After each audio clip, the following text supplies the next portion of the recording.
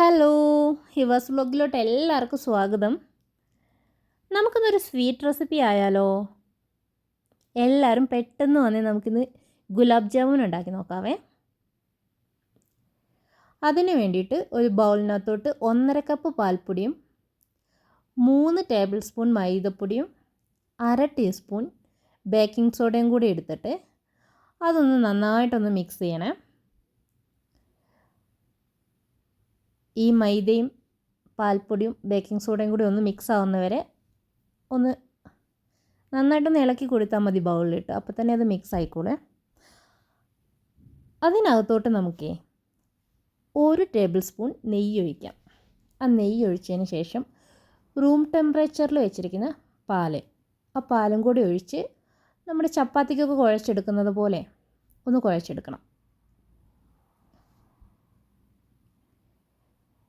എന്നിട്ട് ആ കുഴച്ചെടുത്തിരിക്കുന്ന മാവിലെ പെട്ടെന്ന് ഒത്തിരി പാലൊഴിക്കരുത്, കുറേശ്ശെ ഒഴിച്ചിട്ട് ചപ്പാത്തി കുഴച്ചെടുക്കുന്ന പോലെ എടുത്താൽ മതി. എന്നിട്ട് ഈ മാവ് ഒന്ന് ഒരു 10-15 മിനിറ്റ് റെസ്റ്റ് ചെയ്യാൻ വെക്കണേ.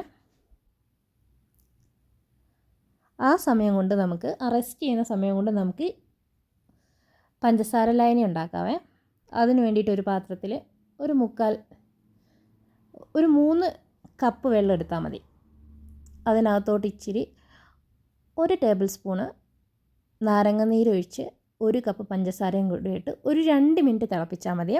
അതിൻ്റെ കൂടെ തന്നെ നമ്മൾ ഏലക്കായും കൂടി ഒന്ന് പൊട്ടിച്ചിടണം. അതിനുശേഷം നമ്മൾ ഈ ചെറുതായിട്ട് ഉരുട്ടി വെച്ചിരിക്കുന്ന നമ്മുടെ മാവില്ലേ, ആ മാവൊന്ന് ഇട്ടിട്ട് ഇതുപോലെ ഒന്ന് ഇളക്കി ഒരു ഗോൾഡൻ കളറാവുന്നവരെ ഇളക്കണം. ഈ മാവ് ഉരുട്ടുന്ന സമയത്ത് കയ്യിൽ അടിയിൽ വെച്ചിട്ട് അതൊന്ന് പരത്തിയിട്ട് വേണം, ജസ്റ്റ് ഒന്ന് പ്രസ് ചെയ്തിട്ട് വേണം അത് ഉരുട്ടിയെടുക്കാൻ വേണ്ടിയിട്ട്. അങ്ങനെയാകുമ്പോൾ പൊട്ടിപ്പോകത്തില്ല. അല്ലെങ്കിൽ ചിലപ്പോൾ അത് പൊട്ടിപ്പോകാനും നമ്മുടെ ആ ബൗളാക്കി വെച്ചിരിക്കുന്ന ആ സാധനം പൊട്ടിപ്പോകാനുള്ള ചാൻസ് ഉണ്ട്. അതുകൊണ്ട് അതൊന്ന് ശ്രദ്ധിക്കണേ ഉരുട്ടുന്ന സമയത്ത്. നമ്മുടെ ഗുലാബ് ജാമുൻ എല്ലാം ഞാൻ പഞ്ചസാര ലൈനിലോട്ട് ഇട്ടിട്ടുണ്ട്. ഇളം ചൂട് പഞ്ചസാര ലൈനിലോട്ടാണ് ഈ നമ്മൾ ഫ്രൈ ചെയ്തിരിക്കുന്ന ബോൾ ഇട്ട് വെക്കേണ്ടത്. അതൊരു ഏകദേശം ഒരു 3 മണിക്കൂർ നമ്മൾ ആ ഒരു പഞ്ചസാര ലൈനിലോട്ട് ബോൾ മിക്സ് ചെയ്തിട്ട് വെക്കണം. അതിന് ശേഷം എടുത്തു കഴിഞ്ഞിട്ടുണ്ടെങ്കിൽ സൂപ്പറായിട്ടുള്ള നല്ല ജ്യൂസി ആയിട്ടുള്ള ഗുലാബ് ജാമുൻ റെഡിയാക്കാം. എല്ലാവരും ഒന്ന് ട്രൈ ചെയ്ത് നോക്കണേ. Thank you for watching me.